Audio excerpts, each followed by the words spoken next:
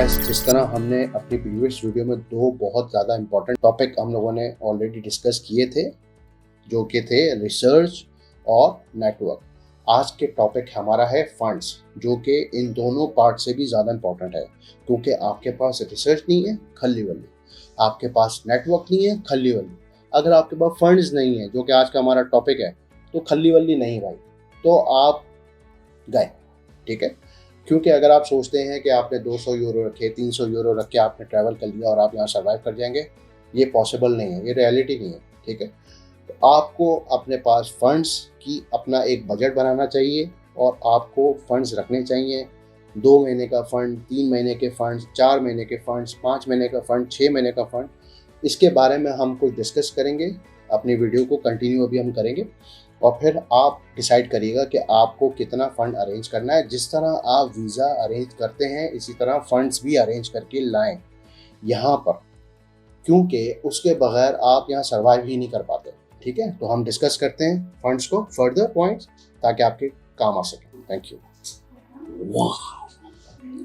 तो गाइस, जिस तरह हमने डिस्कस किया कि फंड्स यह आज का हमारा टॉपिक है, और उसको जो की एलिमेंट्स हैं उसमें वो मैं आपसे डिस्कस करता हूं, जो आई होप आपके बहुत काम आने वाले हैं।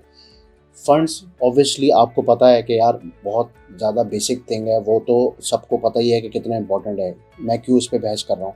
लेकिन छोटी छोटी चीज़ें जहाँ आपको फंड्स बहुत ज़्यादा मैटर करती हैं, आपको पूरा अपना फाइनेंशियल प्लान, जिस तरह आप वीज़ा अरेंज करते हैं उसके लिए सारा प्लान करते हैं, इस तरह फाइनेंशियल प्लान भी आपका बहुत ही ज़रूरी है। जो बेसिक 4 पॉइंट्स हैं फंड्स के अंदर, कहाँ ज़रूरत पड़ने वाली है, जो बेसिक 4 पॉइंट्स है वो मैं आपसे डिस्कस करता हूँ।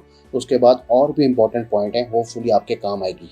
ठीक है, तो पहला जो पॉइंट है वो हमारा अकोमोडेशन है, दूसरा पॉइंट है हमारा फूड, तीसरा है ट्रांसपोर्टेशन, चौथा है कम्युनिकेशन। ये 4 की एलिमेंट्स हैं। अगर आप आते हैं और आपके पास फंड्स नहीं हैं, तो ऑब्वियसली ये चारों चीज़ें आपके लिए इम्पॉसिबल हैं।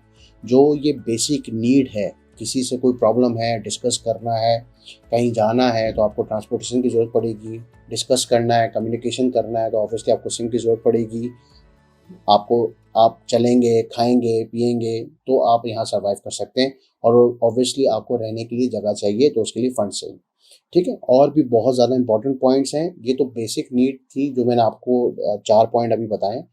डिफरेंट सिचुएशंस होती हैं जिसमें फंड्स बहुत ज़्यादा मैटर करते हैं, वो मैं आपको फर्दर डिस्कस कर लेता हूँ। सेफ्टी एंड इमरजेंसीज, इसका क्या मतलब है? इसका मतलब ये है कि अगर आप कहीं ट्रैवल करते हैं जो अनफेमिलियर आपकी प्लेसेस हैं, जहाँ पे आप जाते हैं, अननोन प्लेसेस हैं आपकी, अगर आप वहाँ पे जाते हैं तो ऑब्वियसली आपको कोई भी अनएक्सपेक्टेड सिचुएशंस का सामना करना पड़ सकता है।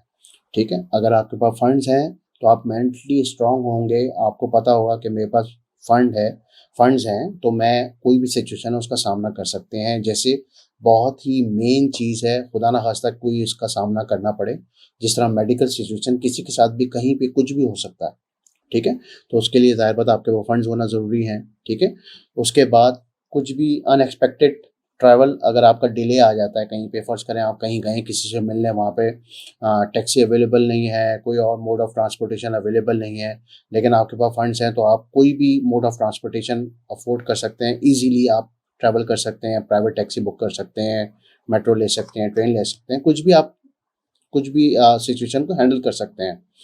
तो इसीलिए ये सारे पॉइंट्स मैं आपसे डिस्कस कर रहा हूँ कि इसकी इतनी वर्थ है कि आपको 100% इन चीज़ों पे वर्क करना है, सोचना है, अपने प्लान में इस चीज़ को बहुत ज़्यादा इम्पोर्टेंस देनी है।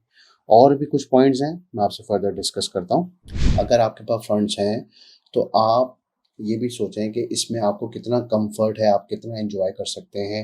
जिस तरह आप किसी नई जगह पे जा रहे हैं तो ऑब्वियसली वो, जिस तरह मैंने आपको थोड़ा सा डराया कि भाई ये भी सिचुएशंस हो सकती हैं, लेकिन आप खुद सोचें कि अगर आपके पास फंड्स होंगे तो आप वहाँ के लोकल कल्चर को आप कितना एंजॉय कर सकते हैं, वहाँ के खाने को कितना एंजॉय कर सकते हैं। ट्रांसपोर्टेशन में आप अच्छी से अच्छी ट्रांसपोर्टेशन यूज़ कर सकते हैं, अच्छी से अच्छी अकोमोडेशन यूज़ कर सकते हैं।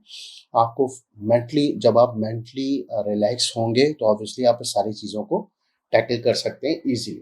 तो ये सारे पॉइंट्स मैं आपको इसलिए बता रहा हूँ ताकि आपको कोई भी मतलब आपके लिए ये सब चीज़ें इम्पॉर्टेंट हैं तो मैं आपसे डिस्कस कर रहा हूँ ताकि आप लोग इस चीज़ को माइंड में रखें।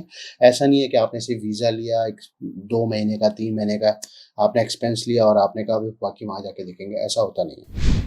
तो इसलिए मैं आपसे डिस्कस कर रहा हूँ कि इस चीज़ को अपना प्लान में लाज़िम इसको ऐड करें। अगर आपके पास सफिशिएंट फंड्स हैं, आप हर चीज़ प्लान करके चल रहे हैं, तो आप में कितनी फ्लेक्सिबिलिटी होगी, आप अपने प्लान को कितना अच्छा एग्जीक्यूट कर सकते हैं, आप में कितना कॉन्फिडेंस होगा, आपको कोई डर नहीं होगा, कोई खौफ नहीं होगा, कोई भी अनफोर्सीन सिचुएशन हो आप उसको हैंडल कर सकते हैं।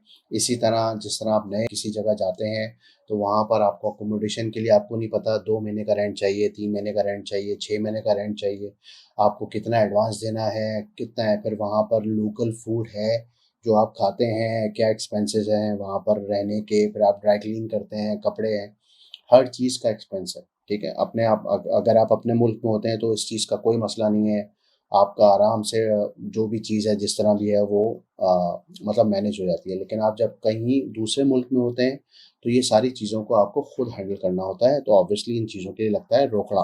तो रोकड़ा आपको लाजिम अपने साथ अच्छी तरह से मैनेज करके आपको लाना है, अदरवाइज आपको बहुत ज़्यादा प्रॉब्लम फेस करनी पड़ सकती है।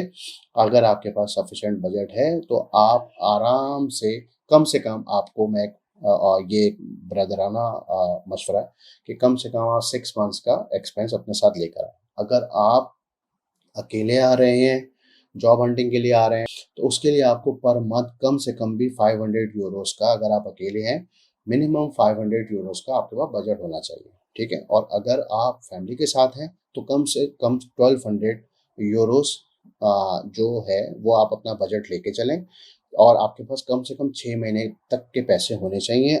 इससे ज़्यादा के पैसे अगर आपके पास होंगे तो वो और अच्छी बात है, लेकिन आपके पास ये सफिशिएंट बजट मौजूद होना चाहिए। अदरवाइज़ आपके लिए यहाँ पे सर्वाइवल बहुत ही डिफ़िकल्ट हो जाएगा। तो मेरा यही आपसे मशवरा है, पॉइंट्स को नोट करें अपने प्रॉपरली। जिस तरह आप बाकी चीज़ें प्लान करते हैं, फाइनेंशियल प्लान भी अपने साथ मस्ट करें, कंपल्सरी करें। अपने प्लान को एग्जीक्यूट करने से पहले सारी चीज़ों को चेकलिस्ट बनाएं और उस चीज़ों को डबल चेक करें, अपना ट्रैवल करें। इंशाल्लाह आपको कोई प्रॉब्लम नहीं होगी, आपके अंदर कॉन्फिडेंस भी होगा।